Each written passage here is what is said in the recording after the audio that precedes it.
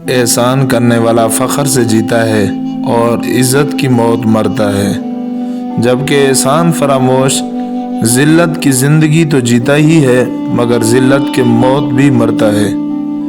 انسان اپنی پیدائش سے لے کر موت تک بہت سے احسانات کے زیر بار ہوتا ہے۔ ہم پر سب سے پہلا اور بڑا احسان خالق کائنات اللہ رب العالمین کا ہے، وہی ہمارا خالق و مالک ہے۔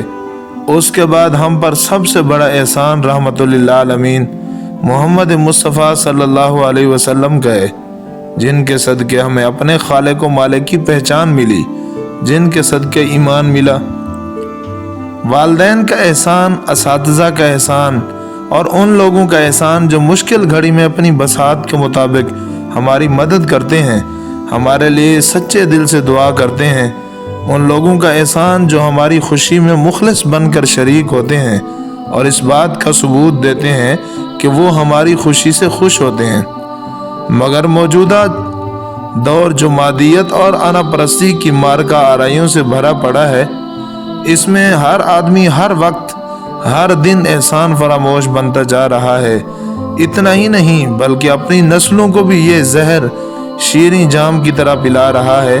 سب سے پہلے اپنے خالق اور اپنے خالق کے محبوب صلی اللہ علیہ وسلم کے احسانات کو بھلا کر ناشکری کرتا رہتا ہے۔ فرمان نبی صلی اللہ علیہ وسلم ہے، جو تم سے بھلائی کے ساتھ پیش آئے تو اسے اچھا بدلہ دو، اور اگر تم اس کی استعداد نہ رکھو تو اس کے لیے اتنی دعا دو کہ تمہیں یقین ہو جائے کہ اس کا بدلہ چکا دیا ہے۔ جیسے کوئی چیز عطا کی گئی ہو، اگر وہ استعداد رکھتا ہو تو اس کا بدلہ دے، اگر استعداد نہ ہو تو اس کی تعریف کر دے، کیونکہ جس نے تعریف کی اس نے شکر ادا کیا، اور جس نے اسے چھپایا اس نے ناشکری کی۔ جس طرح احسان کر کے جتانا مذموم ہے، اسی طرح کسی کے احسان کو جھٹلانا یعنی احسان فراموشی بھی مذموم ہے۔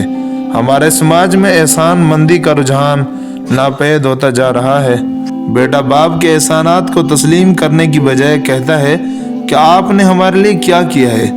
شاگرد استاد کے احسانات کو یہ کہہ کر فراموش کر دیتا ہے کہ آپ نے ہمیں کون سا مفت پڑھایا ہے۔ شوہر بیوی سے کہتا ہے کہ تم گھر پر سارا دن کرتی کیا ہو، اور بیوی کا شکوہ یہ ہے کہ مجھ پر ہر حکم چلانے کے سوا اور تمہارا کام کیا ہے۔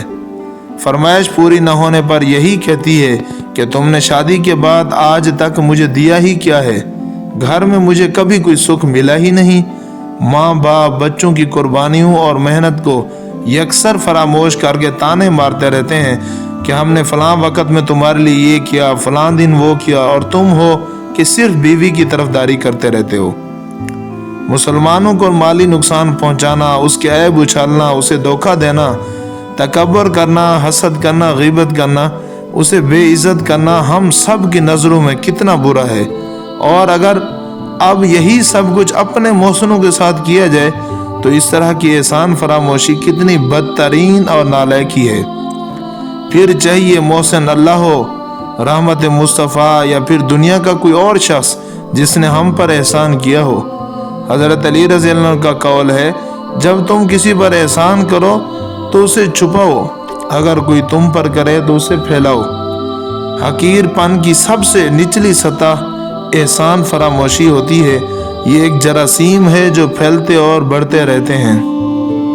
ارسطو نے انسان کو سماجی حیوان کہا ہے۔ سماج ایک ایسی کڑی ہے جس کے بغیر انسان کا گزارا نہیں ہو سکتا۔ دراصل سماج انسانوں کے رابطے اور اخوت کا ایسا مادہ ہے جہاں ہر فرد صاحب حیثیت ہوتے ہوئے بھی خود کفیل نہیں، اور جب آدمی انا پرستی، احسان فراموشی کے مرض مہلک میں مبتلا ہو جاتا ہے تو فیصلہ سازی کے فقدان اور خوف کے باعث وہ عمل سے اجتناب کر لیتا ہے، اور پھر یہی ناکامی کا سبب بنتا ہے۔ احساس کرنے کا یہ افتخار ہے کہ وہ احسان کر کے بھول جائے، مگر احسان لینے والے کی یہ پہچان ہے کہ ہمیشہ احسان مندی کے جذبات سے لبریز رہے۔ بقول شاعر، ذرا سے ہٹ کے چلتا ہوں زمانے کی روایت سے، ذرا سا ہٹ کے چلتا ہوں زمانے کی روایت سے، کہ جن پہ بوجھ میں ڈالوں وہ کاندھے یاد رکھتا ہوں۔ احسان فراموش کم ظرف ہوتا ہے اور اس کے دامن میں زیادہ سمیٹنے کی جگہ نہیں ہوتی۔ اس لیے اپنی اوقات بھول کر دشمنی اور برابری پر اتر آتا ہے، اور کئی بار احساس کمتری سرکشی کا روپ دھار کر اس ہستی کے مقابل لے آتا ہے کہ وہ احساس کرنے والا خود سے بدتر سمجھ کر اسے مخاصمت پر تل جاتا ہے۔ اس لیے کہا جاتا ہے کہ کم ظرف پر احسان کرو مگر اس کے شر سے بچو۔ احسان فراموش کی فطرت میں ڈنگ مارنا اس طرح شامل ہے جیسے زہر میں ہلاکت۔ بے شک شکر کرنے سے ایک عجیب تسکین اور خوشی میسر آتی ہے، بے چینی اور اضطراب کم ہو جاتا ہے،